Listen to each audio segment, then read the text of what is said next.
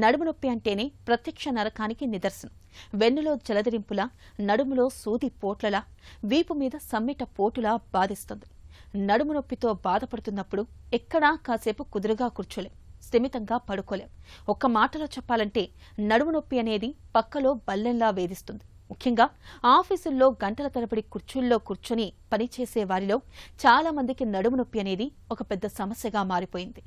జీవనశైలి, అలవాట్లు, కూర్చునే తీరుతెన్నులు సరిగ్గా లేకపోవడం ఇవన్నీ ఉద్యోగులకు నడుము నొప్పిని శాపంగా తెచ్చిపెడుతున్నాయి. ఉద్యోగుల్లో వేధించే నడుము నొప్పికి పరిష్కార మార్గాల గురించి డాక్టర్ని అడిగి ఇప్పుడు తెలుసుకుందాం.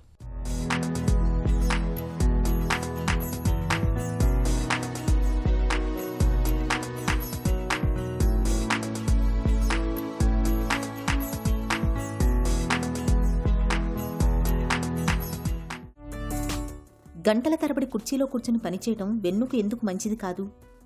కొత్తగా ఈ మధ్యన ఈ సాఫ్ట్వేర్ కంపెనీస్లో కానీ లేకపోతే వేరే ఆఫీసెస్లో కానీ అవర్స్ టుగెదర్ కూర్చుని పనిచేస్తూ ఉంటారు, డెస్క్టాప్కే పరిమితం అవుతారు. దానివల్ల ఏంటంటే ఒక అబ్నార్మల్ పొజిషన్లో, అంటే మనం ఎరెక్ట్గా కూర్చుని కంప్యూటర్ని ఒక డిస్టెన్స్లో పెట్టుకుని నార్మల్గా వర్క్ చేసుకుంటే పెద్ద ప్రాబ్లం ఉండదు. కానీ వంకరగా కూర్చుని ముందుకు బెండ్ అయ్యి స్క్రీన్కి బాగా దగ్గరగా కూర్చుని ఎక్కువసేపు వర్క్ చేయడం వల్ల డిస్క్స్ మీద అబ్నార్మల్ ప్రెషర్ పడుతూ ఉంటుంది, అంటే అబ్నార్మల్ లోడింగ్. ఒక 10 degrees ఫ్లెక్షన్లో ఇప్పుడు ఇలా వంగుని ఇలా కూర్చుంటే ఎక్కువసేపు ఏదైతే L4-5 L5S1 ఒక పర్టికులర్ డిస్క్ మీదే ఎక్కువ ప్రెషర్ పడుతుంది. అలా ప్రెషర్ పడినప్పుడు అవి తొందరగా అరిగిపోయే అవకాశాలు ఉంటాయి.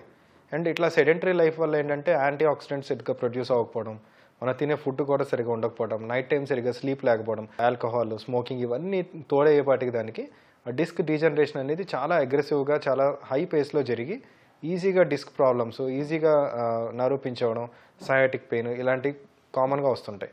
దీనివల్ల మళ్ళీ ఈ పెయిన్ వల్ల సైకలాజికల్ ఎఫెక్ట్ అయ్యి మళ్ళీ హార్మోనల్ ఇంబ్యాలెన్స్ జరిగి మళ్ళీ డిస్క్ ప్రాబ్లం ఎక్కువ అవుతుంది. సో ఇదంతా ఒక సైకిల్ లాగా తయారవుతుంది. సో దీనికి కారణం ఏంటంటే just because of work, lack of exercise, obesity, abnormal life style, lack of sleep, కంటిన్యూస్గా కూర్చొని పనిచేయడం. సో ఇలాంటి ఒక పర్టికులర్ పోస్చర్ లేకుండా, ఒక పర్టికులర్ రిథం లేకుండా వర్క్ చేయడం వల్ల ఇలాంటివి జరుగుతూ ఉంటాయి జనరల్గా. కూర్చునే భంగిమ సరిగ్గా లేనప్పుడు వెన్నులో తలెత్తే సమస్యలు ఎలా ఉంటాయి? పోస్చర్ అనేది చాలా ఇంపార్టెంట్. మన బ్యాక్లో 3 ఏరియాస్ ఉంటాయి. ఒకటి సర్వైకల్ స్పైన్, ఒకటి డార్సల్ స్పైన్, ఒకటి లంబార్ స్పైన్. సర్వైకల్ స్పైన్లో లార్డోసిస్ అంటారు, అంటే స్పైనల్ కార్డ్ బోన్స్ అవన్నీ వర్టిబ్రల్ బాడీస్ అన్ని వెనక్కి ఉంగుంటాయి. డార్సల్ స్పైన్ అంటే మన ఛాతీ భాగం, అందులో కైఫోసిస్లో ఉండాలి. మళ్ళీ లోవర్ బ్యాక్లో లార్డోసిస్లో ఉండాలి. సో మనం బెండ్ అయి పనిచేయడం వల్ల ముఖ్యంగా లోవర్ బ్యాక్లో లార్డోసిస్ పోయి కైఫోసిస్ అంటే స్ట్రైటన్ అయిపోతుంది బ్యాక్. అలాగే మనం నెక్ దగ్గరగా కంప్యూటర్ పెట్టి ముందు కొంగి చూడటం వల్ల నెక్లో మజిల్స్ కూడా కొంచెం స్ప్రెయిన్ అయ్యి సర్వైకల్ లార్డోసిస్ కూడా ఎఫెక్ట్ అవుతుంది. సో దీనివల్ల మనం కంటిన్యూస్గా కూర్చుని కంప్యూటర్ చూడటం వల్ల lower back pain, neck pain వచ్చే అవకాశాలు ఎక్కువ ఉంటాయి. ఆఫీసులో కూర్చునే వాతావరణం ఎలా ఉండాలి? సో ఆఫీస్లో ఎర్గనామిక్స్ చాలా ఇంపార్టెంట్ అండి. ఎందుకంటే మనం లాంగ్ టైము వర్క్లో ఇన్వాల్వ్ అయిపోయినప్పుడు మన పోస్చర్ ఎలా ఉంటుంది అనేది మనం జనరల్గా చూసుకోం. సో యూజువల్గా ఉండే సాఫ్ట్వేర్ ఆఫీసెస్లో, మంచి కంపెనీస్లో టేబుల్ హైట్ అవన్నీ చూసే పెడుతున్నారు. లేకపోతే మన హైట్ని తగ్గట్టు అవి మెయింటైన్ చేసుకోవాలి. ఇప్పుడు యూజువల్గా మనం చెక్ చేయాలంటే మన ఎల్బోస్ కొంతవరకు ఫ్లెక్షన్లో ఇలా కిందకు ఉండాలి, ఇలా పైకి ఉండకూడదు, డెస్క్ కొంచెం కిందకు ఉండాలి అండ్ రిలాక్స్డ్గా కూర్చోవాలి. ఒక 10 to 15 సెంటీమీటర్స్ డిస్టెన్స్లో కంప్యూటర్ ఉండాలి. అండ్ స్క్రీన్ కూడా బ్లూ లైట్ ఫిల్టర్స్ అవన్నీ ఉంటే ఇంకా ఐ స్ట్రెయిన్ అవ్వక మనం కొంచెం రిలాక్స్డ్గా కూర్చుంటాం. అలాగే ఇప్పుడు హెడ్ పోస్చర్ కూడా మనకి కంప్యూటర్ స్క్రీన్ కొంచెం హైట్గా ఉండాలి, పెద్ద స్క్రీన్స్ యూజ్ చేసుకోవాలి అండ్ డిస్టెన్స్ మెయింటైన్ చేయాలి. అండ్ అలాగే చైర్లో కూడా లార్డోసిస్ ఉండాలి. సో మన హైట్కి తగ్గట్టు స్పెసిఫిక్ బెంచెస్ చేసుకుని, స్పెసిఫిక్ టేబుల్స్, స్పెసిఫిక్ చైర్స్ అవన్నీ డిజైన్ చేసుకుంటే బాగుంటుంది. దానికి కావాల్సినట్టు చాలా ఎర్గనామిక్ ఇన్స్టిట్యూట్స్ ఉన్నాయి. స్పైన్ సర్జన్స్ని అడిగినా వాళ్ళు కొంతవరకు మీకు చెప్తారు, ఫిజియోథెరపిస్టులు కూడా మీకు సజెస్ట్ చేస్తారు.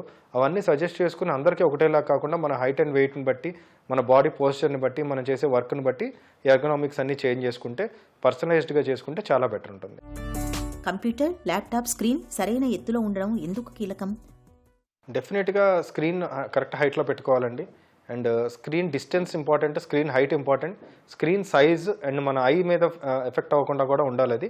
అలాగే మనం ఒక విండో దగ్గర కూర్చొని మనం ఫోకస్ కూడా చేంజ్ చేస్తూ ఉండాలి. స్క్రీన్ చూడటం, మధ్యలో కొంతసేపు అవుటర్ ఎక్స్టర్నల్ ఎన్విరాన్మెంట్ చూడటం, పక్కన లైటింగ్ కూడా కరెక్ట్గా ఉండాలి. లైట్ అనేది మన పైన కానీ వెనకాల కానీ ఉంటే ఇంకా మంచిది. మనకి స్క్రీన్కి పైన మనకి లైట్ కళ్ళలో పడేటట్టు కూడా ఉండకూడదు. అండ్ యూజువల్గా మనకి డైరెక్ట్ లైట్స్ అంటే ఎల్ఈడీస్, ఓఎల్ఈడీస్ అంటే డైరెక్ట్ ఇల్యూమినేషన్ కన్నా ప్రొజెక్టర్ స్క్రీన్స్ కానీ లేకపోతే రిఫ్లెక్టెడ్ స్క్రీన్స్ వాడితే ఇంకొంచెం బెటర్గా ఉంటుంది, మన ఐ మీద స్ట్రెయిన్ తక్కువ ఉంటుంది. డెస్క్లో ఉద్యోగులు ఎంతసేపు కూర్చుని పనిచేయడం సురక్షితం?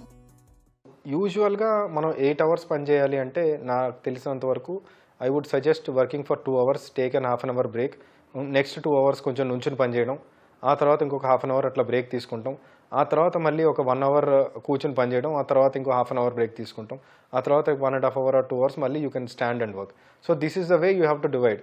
మధ్యలో లంచ్ బ్రేక్ ఒక గంట తీసుకోండి and 8 hours will be the maximum time. అంటే ఒక 6 అవర్స్ కంప్యూటర్, ఒక 2 అవర్స్ మీటింగ్స్ అలా చేసుకుంటాం బెటర్.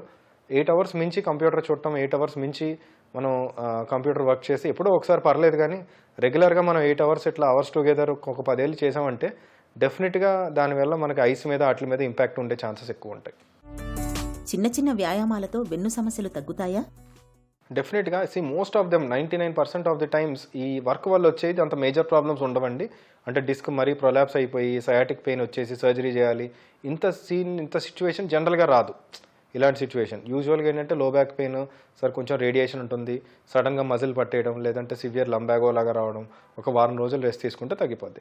సో ఈ మనం అవాయిడ్ చేయాలంటే good diet, good exercises and మన బాడీ వెయిట్ కరెక్ట్గా ఉండాలి, మంచి పోస్చర్ మెయింటైన్ చేసుకుని రెగ్యులర్గా చేసుకునే ఎక్సర్సైజ్ ఉంటాయి. ఇది మీరు యూట్యూబ్లో చూడొచ్చు, కోర్ స్ట్రెంథనింగ్ అని, లేకపోతే స్పైన్ సర్జన్ని కలిస్తే మీ పోస్చర్ అనలైజ్ చేసి దానికి కావాల్సినట్టు మీకు కస్టమైజ్డ్ ఎక్సర్సైజ్ కూడా మేము సజెస్ట్ చేస్తాం. అది చేసుకుంటే యూజువల్గా మనం అవాయిడ్ చేయొచ్చు. ఒకవేళ మనకి పెయిన్ వచ్చినా సరే మనం యూజువల్గా మైల్డ్ అండ్ మోడరేట్ కండిషన్స్లో we can get away with this conservative type of treatment. నడుము నొప్పి సమస్యగా మారకూడదు అనుకుంటే ముందుగా మన బరువును అదుపులో ఉంచుకోవాలి. అలాగే మనం కూర్చునే తీరుతెన్నులు, భంగిమలు సరిగ్గా ఉండేలా చూసుకోవాలి. నడుము నొప్పి మొదలైనప్పుడు ఆలస్యం చేయకుండా వెంటనే డాక్టర్ని సంప్రదించి తగిన చికిత్స తీసుకోవాలి.